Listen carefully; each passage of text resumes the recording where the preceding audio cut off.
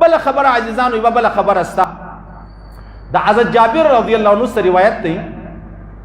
وی پیغمبر علیه الصلاة والسلام فرمایي که سړی پر لسم د محرم الحرام پر خپلو بچانو باندې د ماښام د خوا یا د ورځې د خوا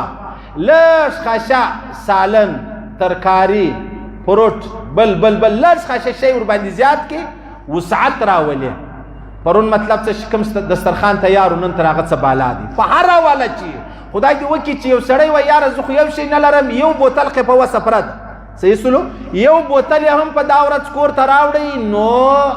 الله رب العزت په ټول کال د ده پر کور برکتونه چې دی هغه کښېږدي حضرت جابر رضی الله عنه فرمایي دا خبره موږ تجربه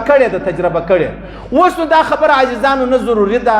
نه لازمي ده نه فرض ده نه واجب ده نه سنت ده دغسې یو د پیرزوینې خبره ده د الله رسول موږ ته کړې ده صحیح سلو لیکن نور لازمي و ضروري نه ده که چا نه و کړې هغه ملامت که چا کړې و هغه دینداره د دې شي سره تعلق نه لري بس هسې یو